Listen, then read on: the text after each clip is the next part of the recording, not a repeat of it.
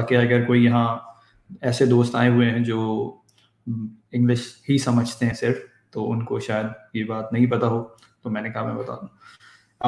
हम बात करेंगे जी कोविड सेफ एप्लीकेशंस आप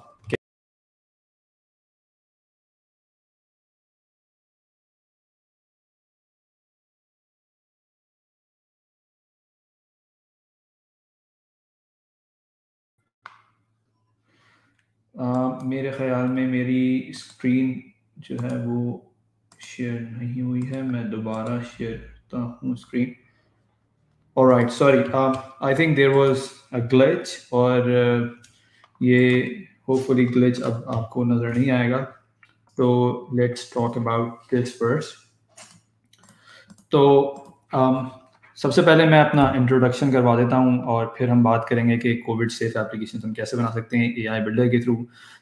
मेरा नाम अरफात है, जैसे कि फैसल ने आपको बताया। मैं सिडनी में होता हूँ और मैं ओरिजिनली कराची से ही हूँ। मैंने वहीं सारी अपनी primary and all kind of education मैंने वहीं से हासिल किया। उसके बाद फिर मैं बाहर आ गया था। एंड मैं माइक्रोसॉफ्ट MVP भी हूँ एआई के लिए, और मैं EY के लिए काम करता हूँ। ये सारी डिटेल्स आपको जो स्क्रीन पे नज़र आ रही हैं, ये आप मुझे इस पे कांटेक्ट कर सकते हैं व्हेनेवर यू वांट।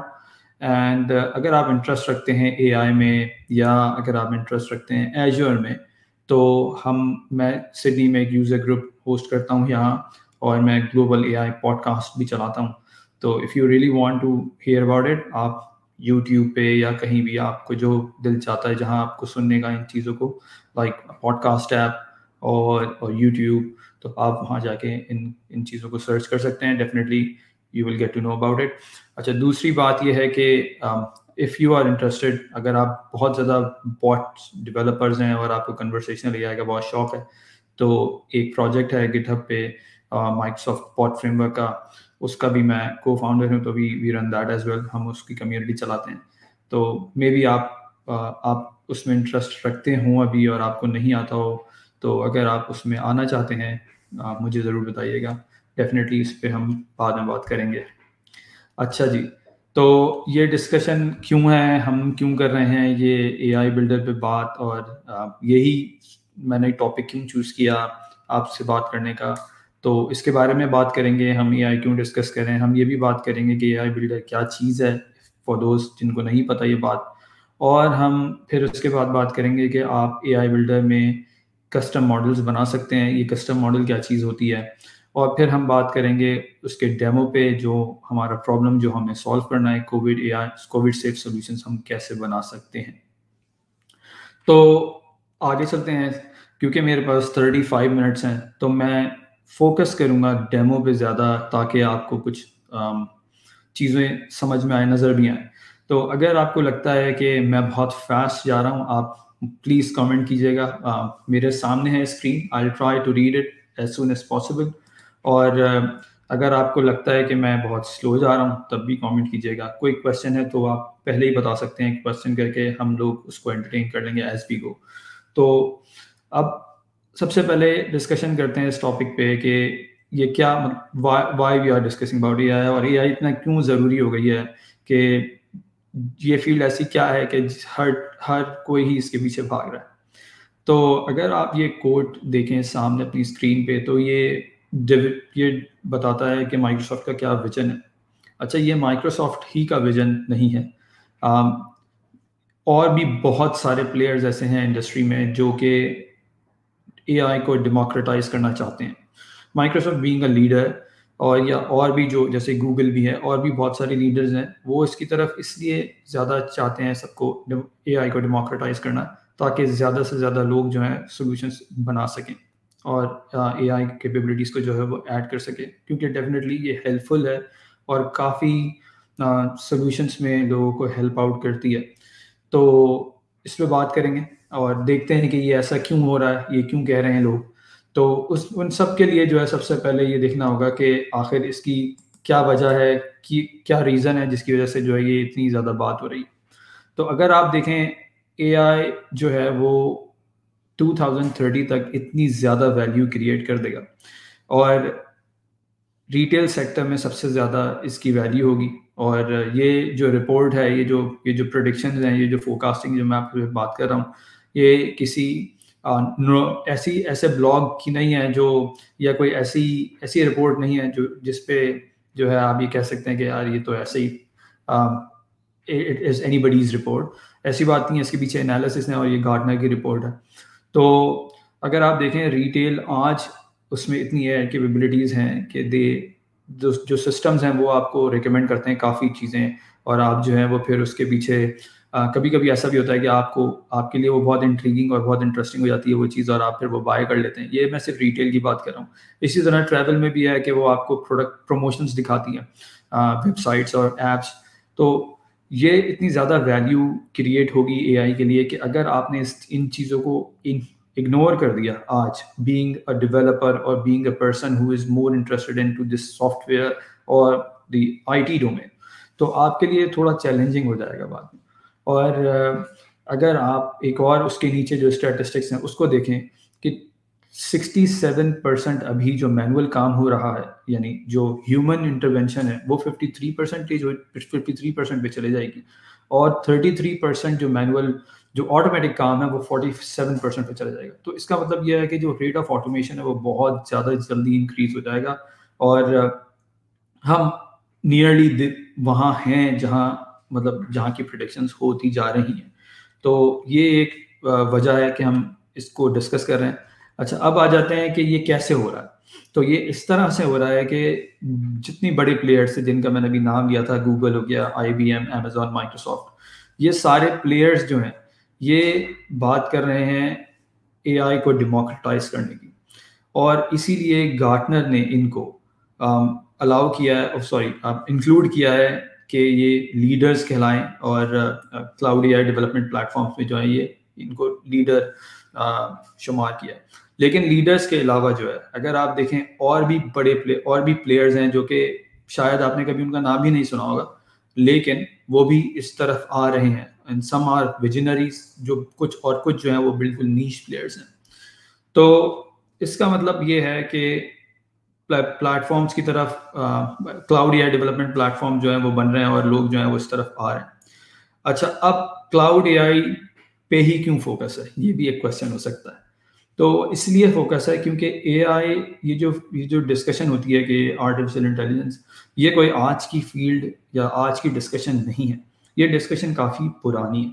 लेकिन इसमें होता ये था कि जो मॉडल्स बनते हैं, जो ट्रेनिंग है उसकी, और जो सारी जो एफर्ट रिक्वायर्ड है इन चीज़ों को बनाने के लिए, यानी इन चीज़ों को ट्रेन करने के लिए, जो मॉडल्स बनाने के लिए, वो इतने ज़्यादा हैवी होते हैं और रिसोर्स इंटेंसिव होते हैं कि वो आप नॉर्मल मशीन्स पे ट्रेन करना आपके लिए मुश्किल हो जाता है। इसीलिए फिर बड़ी-बड़ी ये जो जितने सॉफ्टवेयर जायंट्स हैं, इन्होंने क्या किया कि इन्होंने क्लाउड पे ही ये प्लेटफॉर्म्स आपके लिए अवेलेबल कर दिए, और अब आपके लिए इतना ईजी कर दिया टूल्स से, लो कोड कैपेबिलिटी से, कि आप जाएं और अपनी पसंद के मॉडल्स आप बना लें अपने डेटा को यूज़ करते हुए।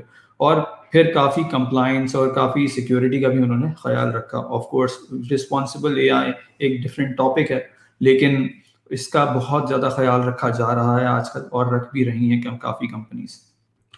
अच्छा जी, फिर हम आ जाते हैं आगे और हम देखते हैं कि लो कोड लैंडस्केप कैसे है। तो ये लो कोड भी की बात फिर कहाँ से आ गई? जैसा कि मैंने आपको लास्ट स्लाइड में बताया कि अगर आपको एक्सेलरेट करनी है डेवलपमेंट, तो आप ऐसे नहीं कर सकते कि आप बहुत प्रो डेवलपर स्टफ जो है वो मार्केट में लेकर आएँ और फिर आप सबको बोलें कि भाई आप जो है ना, जो बिजनेस लोग हैं वो भी आएँ और वो कोड करना सीखें। ये बहुत मुश्किल हो जाएगा। तो उसके लिए फिर क्या हुआ कि बिजनेसेस जो बड़ी ये software giants and software companies and startups and बहुत सारे जो विजनरी स्टार्टअप्स हैं, उन्होंने ये सोचा कि एक ऐसी टूलिंग इम्प्लीमेंट की जाए जो कि इतनी ईजी हो कि anybody can create these applications, और definitely power platform is one of them. और आप देखते हैं कि पावर एप्स जो है वो इतना डिफिकल्ट चीज़ नहीं है किसी के लिए जो कि डेवलपर नहीं है, and they can create those application जो कि प्रोडक्शन में भी चलती हैं। तो इसी तरह AI का भी लैंडस्केप है। AI भी लो कोड कैपेबिलिटीज के साथ काफ़ी एप्लीकेशंस आ गई हैं। अब अगर आप अपनी स्क्रीन पे देखें और आप सिर्फ इस मैट्रिक्स को देखें जो मैंने शेयर किया है ऑन योर लेफ्ट साइड, आप देखेंगे कि काफ़ी ज़्यादा पावर टूल्स और एक्सेसिबिलिटी प्रोमोटर्स की तरफ हैं। एक्सपर्ट टूल्स में इतना ज़्यादा यानी कॉम्प्लेक्स साइड पे इतना ज़्यादा कोई काम नहीं है जिसमें किसी लो कोड कैपेबिलिटी को बहुत ही कोई कॉम्प्लेक्सिटी के साथ चलाया जा रहा है। और आप देख सकते हैं कि काफ़ी कैपेबिलिटीज ऐसी हैं जिसमें बिल्कुल बिगनर लेवल रिक्वायर्ड है, और जो पिंक कलर के आपको आइकन्स नज़र आ रहे हैं वो सारे वो ऐसे हैं कि जो बिगनर भी क्रिएट कर सकता है मॉडल्स, और जिसमें AI बिल्डर भी है और एज्योर की ऑटोमेटेड एमएल्स भी हैं और बहुत सारे डायलॉग फ्लो है। आप देखें गूगल का ये डायलॉग फ्लो है और बहुत सारे इस तरह के नाम आपको नजर आ रहे होंगे। एक और गार्टनर की रिपोर्ट है कि 2023 तक इतनी ज़्यादा लो कोड प्लेटफॉर्म जो है उनकी डेवलपमेंट हो जाएगी कि कंपनीज जो है वो एक स्ट्रेटेजिक प्लान में अपनी स्ट्रेटेजिक प्लान में उसको इंक्लूड करेंगी। यानी इसका मतलब यह है कि काफ़ी कंपनीज जो हैं ये इन एप्लीकेशंस को अडॉप्ट करेंगी for their own uses as well.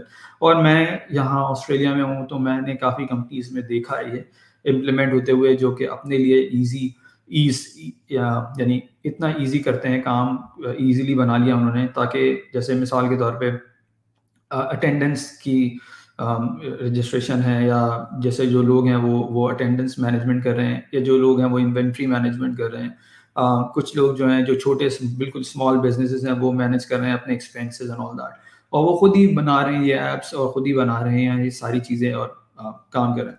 Moving on, ये जो मैंने एक ग्राफ शेयर किया है नो कोड लो कोड का, तो मैं एक दिन बैठा हुआ देख रहा था कि जब इतनी बात हो रही है तो लोग क्या वाकई में इसको सर्च कर रहे हैं। तो ये गूगल ट्रेंड है, आप भी जा सकते हैं ट्रेंड्स पे क्लिक करें गूगल पे और आप जाके जो भी उस पर सर्च टर्म लिखेंगे उसका ट्रेंड आ जाएगा। तो आप देखें ये ट्रेंड जो है ये यानी ये ऐसा ट्रेंड नहीं है कि जो नीचे जा रहा है, इनफैक्ट ये ऊपर ही इसकी प्रोजेक्शन है, विच इज़ वेरी गुड। तो ये इसका लैंडस्केप था जो डिस्कस करना ज़रूरी था, बताना इसका बैकग्राउंड के ये क्यों हम डिस्कस कर रहे हैं। अच्छा जी, उसके बाद हम आ जाते हैं कि माइक्रोसॉफ्ट के पास जो AI स्टैक है उसमें क्या क्या ऑफरिंग्स हैं। क्या सिर्फ प्रो कोड पर्सन या मशीन लर्निंग एक्सपर्ट और डेटा साइंटिस्ट ही वो टूल्स से मॉडल्स बना सकता है, या कोई और भी ऐसी कैपेबिलिटीज अवेलेबल है मार्केट में। तो आप देख सकते हैं कि एज्योर ML, ML.NET और all the way to WinML, इसमें मैंने इसको डिवाइड इस तरह से किया है कि नीचे अगर आप इसको ग्रीन में देखें तो आपको intermediate kind of levels of expertise चाहिए अगर आपको एज्योर ML सीखना है या उस पर मॉडल्स बनाने हैं। यानी अगर आपको बहुत सोफिस्टिकेटेड टाइप ऑफ मॉडल्स बनाने हैं तो आपके लिए ज़रूरी है कि आप एज्योर ML यूज़ करें, ML.NET यूज़ करें if you are a .NET developer. लेकिन अगर आप डेवलपर ही नहीं हैं और आप पावर प्लेटफॉर्म स्पेशलिस्ट हैं लेट से, और आपका पीछे बैकग्राउंड डेवलपमेंट का बिल्कुल भी नहीं है, तो आप क्या करें फिर? आपके लिए कुछ ऑप्शंस फिर अवेलेबल हैं, जैसे कि लोग एक नया टूल है ये, और AI बिल्डर मोस्टली जो है जिस पे हम बात करेंगे वो AI बिल्डर है। अच्छा, अब क्योंकि AI बिल्डर पावर प्लेटफॉर्म का पार्ट है तो इसके जो मॉडल्स हैं वो मोस्टली पावर प्लेटफॉर्म और माइक्रोसॉफ्ट 365 के साथ ज़्यादा सूटेबल है, बट इट डजेंट मीन कि ये सिर्फ पावर प्लेटफॉर्म के साथ ही चलता है। Using the power of power automate आप इसकी capabilities across the stack use कर सकते हैं। तो अब क्योंकि हम इन सारी चीज़ों को इस सब पे डिटेल्स में बात नहीं कर सकते इस वक्त, तो मैं सिर्फ AI बिल्डर पे बात करूंगा। तो before I go into that मैं दोबारा इसको अपनी स्क्रीन को शेयर करता हूँ, शायद वरना आपको साउंड नहीं आएगा स्क्रीन का। तो मैं 1 मिनट इसको दोबारा शेयर करता हूँ स्क्रीन को, and if anyone can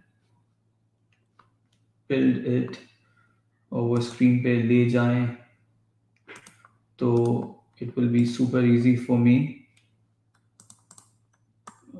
Faisal, can you please put it on the screen?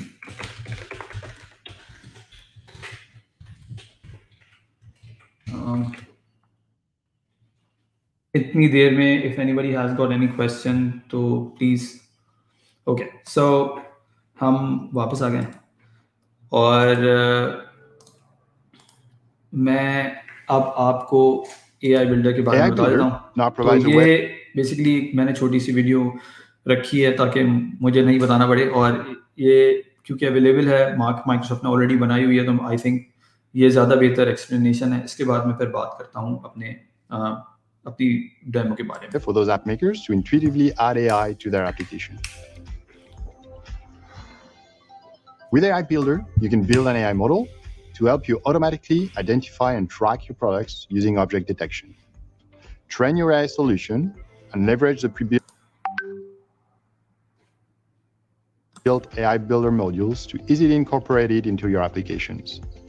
Allow any user of that application to harness the benefits of AI right from within their app.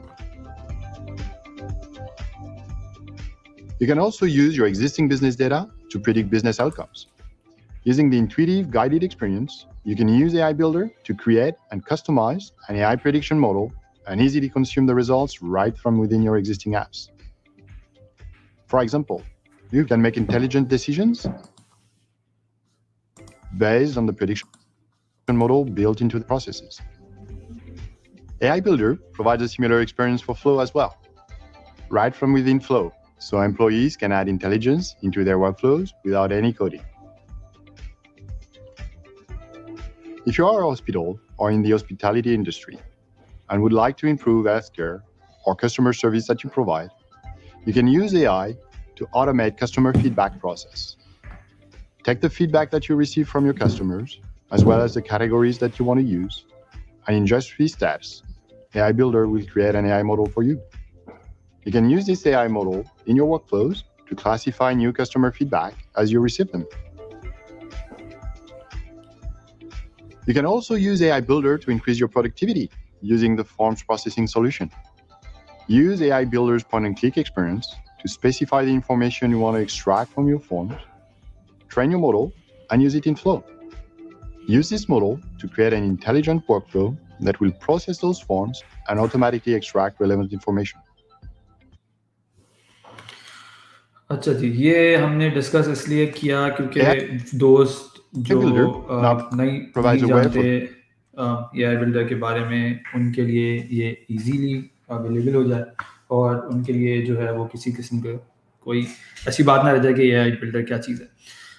AI builder एक लो code capability tool है, लो code AI models बनाने का tool है जो कि आप अपनी applications में AI इन्फ्यूज़ कर सकते हैं यूजिंग दिस टूल। आप इससे मॉडल्स क्रिएट कर सकते हैं।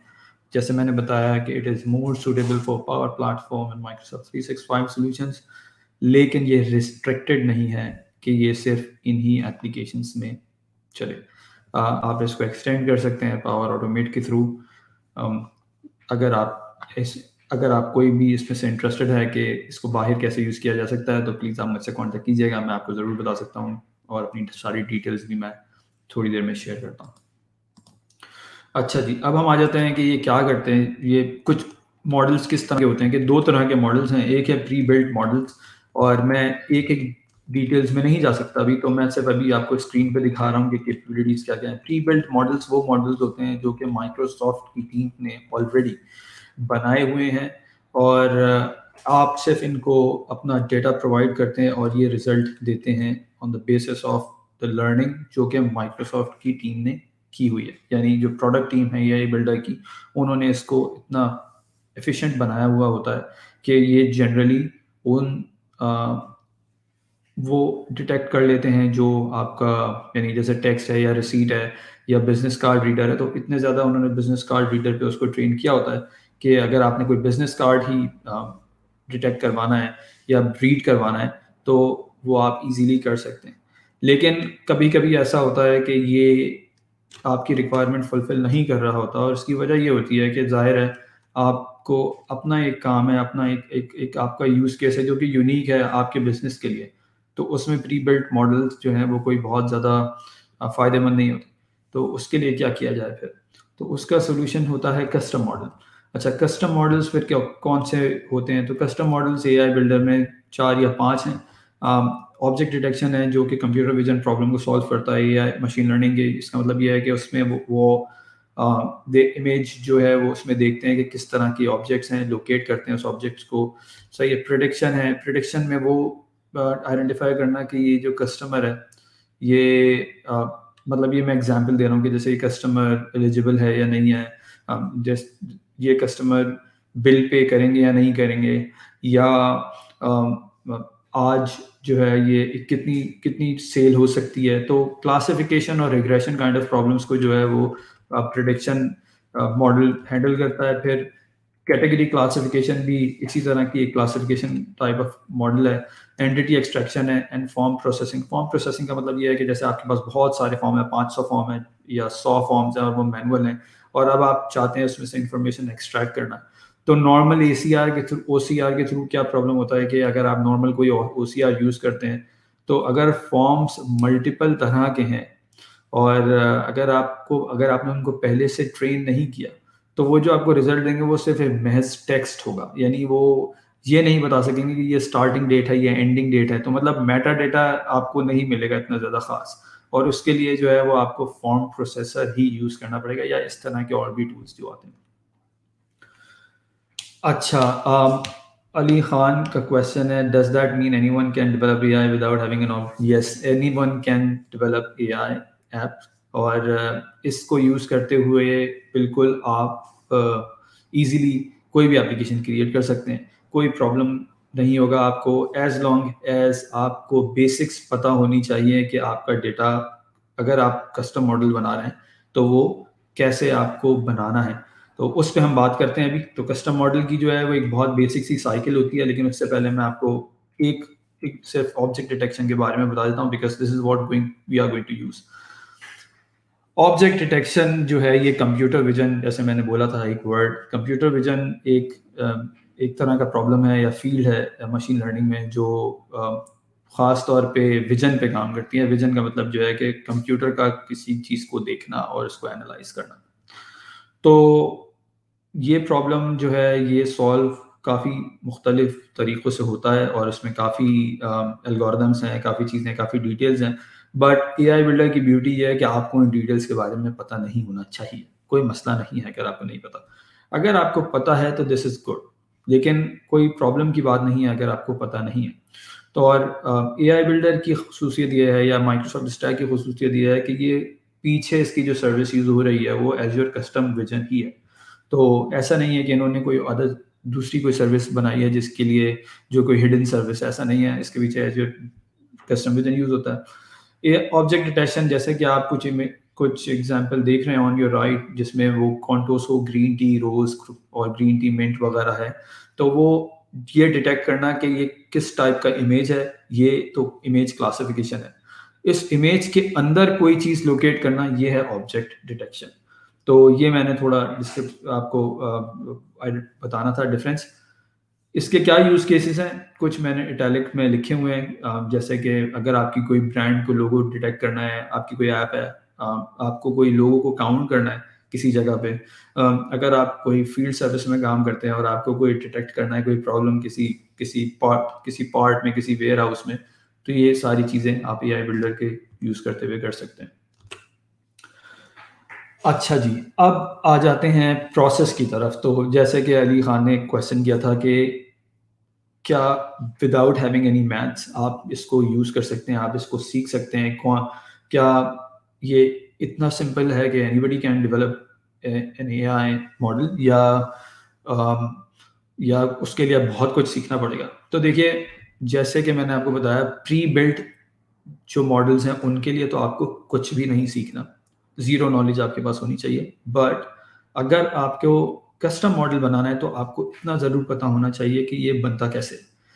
अच्छा, क्या ये बहुत मुश्किल बात है? तो ये मैंने आपके सामने एक प्रोसेस नज़र आ रहा होगा आपको सामने, ये 4 स्टेजेस का प्रोसेस है। इसमें आपने डेटा को प्रिपेयर करना है। आपका डेटा का मतलब ये है कि जैसे एक एग्जांपल ले लेते हैं, आपको प्रेडिक्ट करना है कि ये कस्टमर को मैं लोन दूं या ना दूं, या आपने प्रेडिक्ट करना है कि ये कस्टमर एलिजिबल है इस सर्टेन कैटेगरी के लिए, नहीं।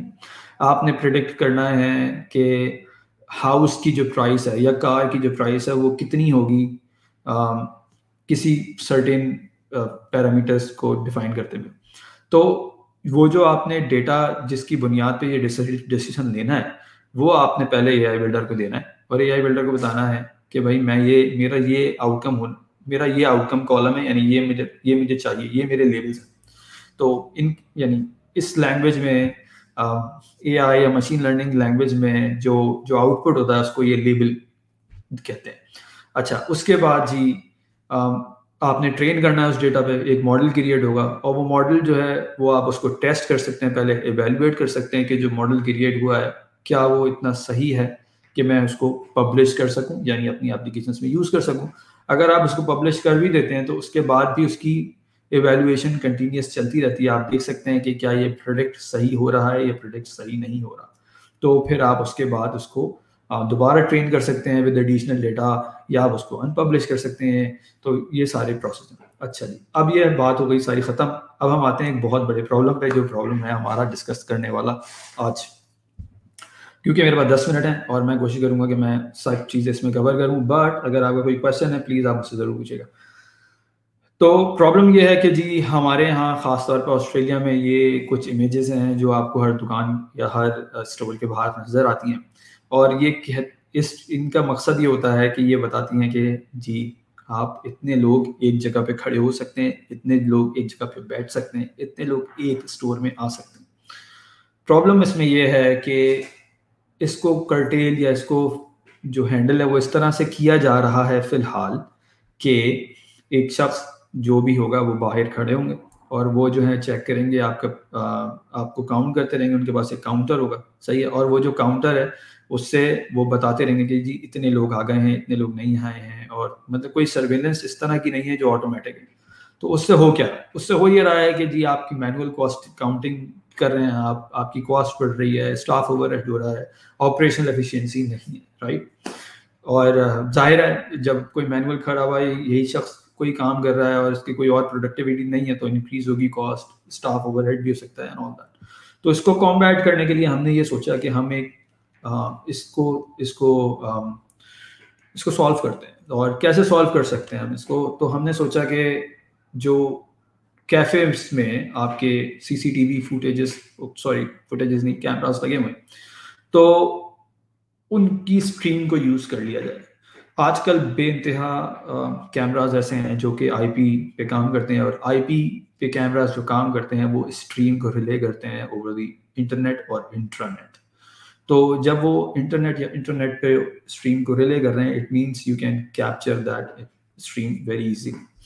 तो आप ये सिनेरियो समझ लीजिए अभी कि हमने उस स्ट्रीम को पावर ऐप से कनेक्ट किया, सही है।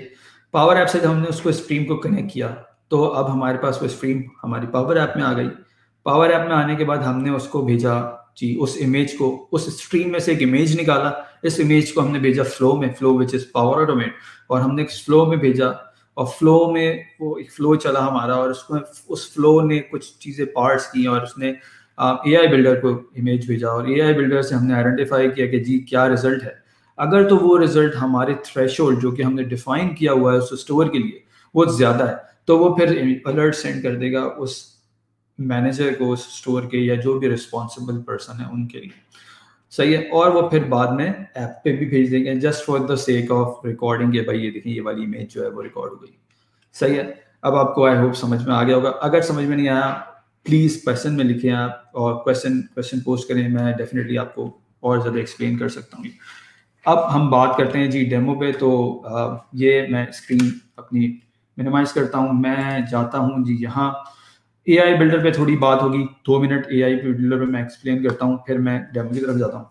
देखें ये है एआई बिल्डर। जब आप ट्रायल बनाते हैं, अगर आप नए हैं पावर ऐप्स पावर प्लेटफॉर्म में, तो आप डेवलपर लाइसेंस जो है, जो कि पहले कम्युनिटी लाइसेंस था, डेवलपर प्लान सॉरी, तो आप वो ले सकते हैं और वो आपके लिए फ्री फॉर लाइफ होगा। आपके पास एक लाइसेंस, एक यूज़र उसमें आप चला सकते हैं। तो मतलब it's very good capability.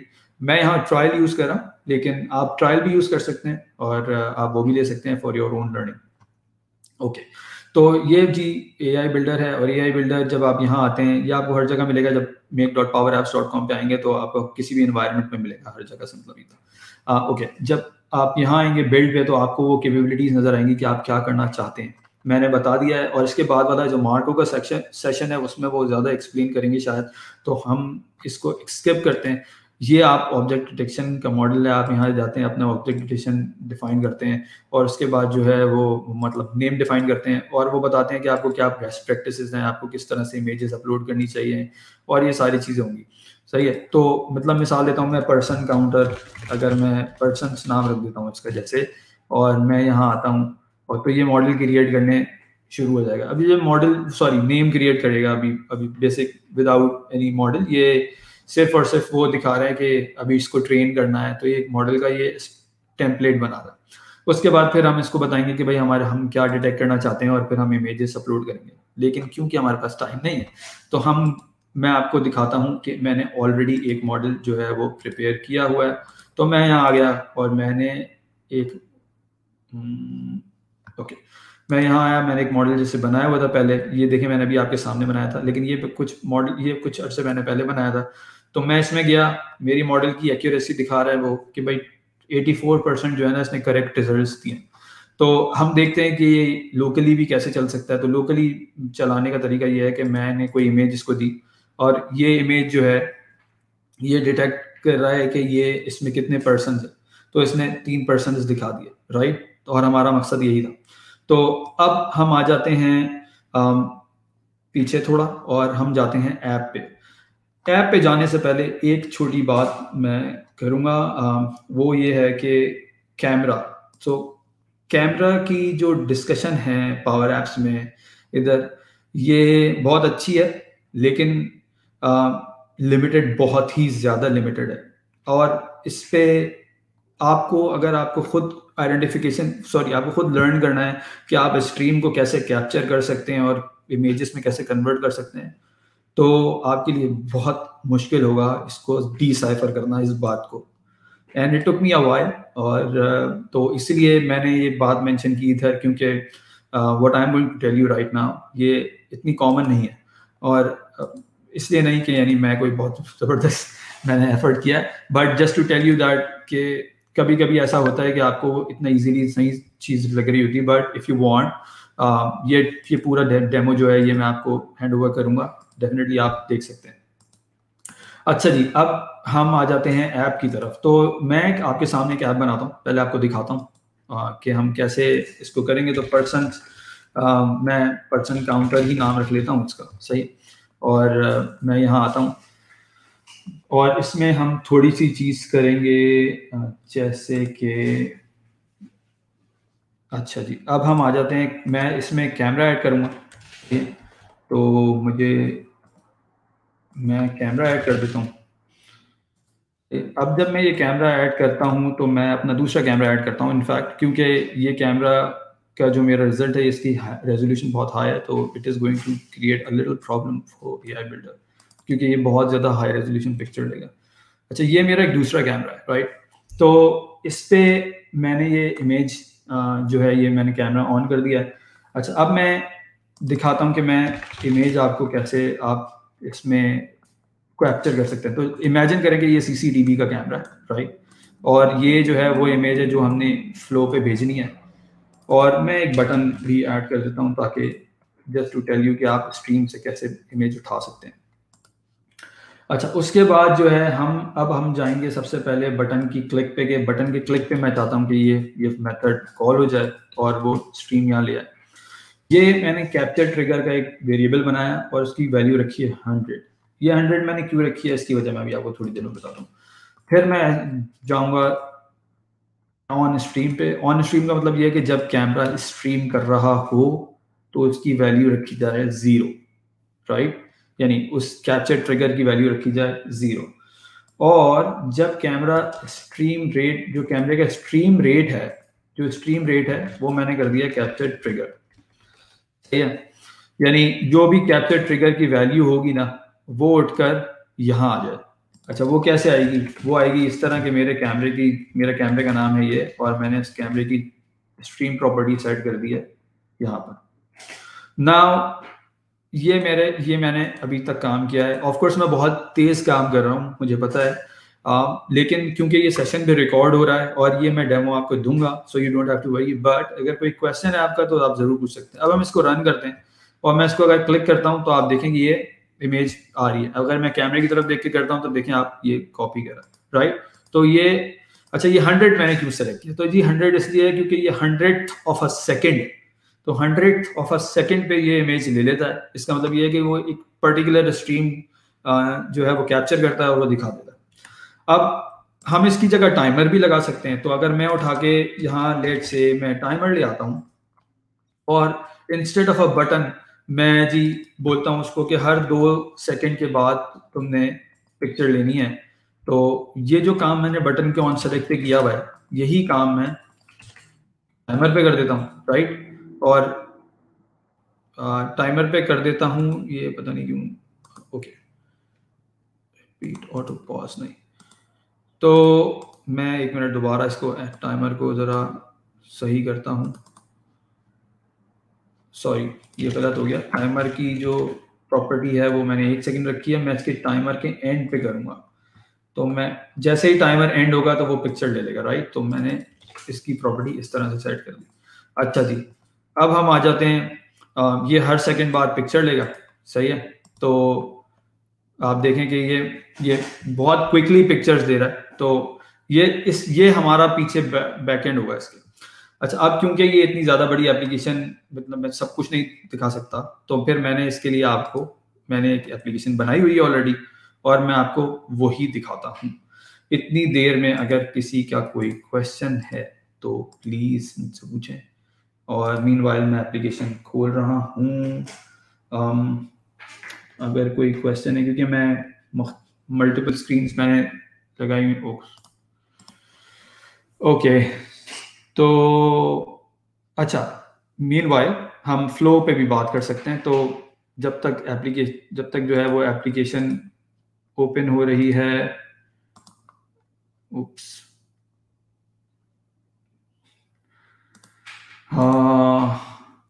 It has to, अच्छा क्योंकि मेरा ट्रायल अकाउंट है ये, तो वो अभी सारी बातें उसने अभी करनी है मुझसे। तो मैं जल्दी से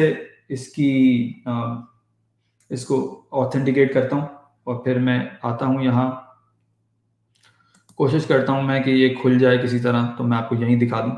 if it can, oh sorry, it is not opening.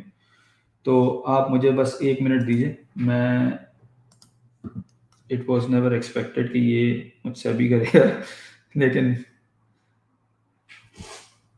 Okay, तो ऐड अकाउंट,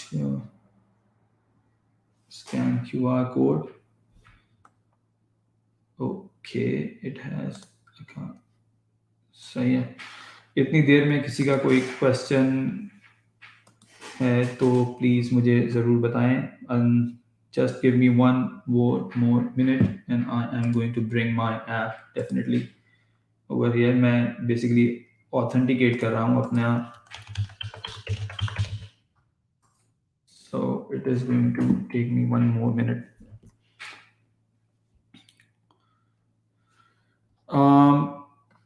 इस दौरान एक और बात कि if you are looking for this solution, तो मेरी जो GitHub का URL है जो मैं शेयर करूँगा, आप उसमें से भी ये सोल्यूशन देख सकते हैं। जो यहाँ आपको नज़र आ रही है ऐप, एग्जैक्टली यही ऐप है। और done, hopefully it should show me now, it took me a while, लेकिन हाँ देखिए ये है एप्लीकेशन, सही है। ये मुझसे बात कर रहे हैं कि कैमरा, अच्छा मुझे पता नहीं है कि ये मैं दोबारा खोलता हूँ ताकि मैं कैमरा इसको डिटेक्ट करवा दूँ।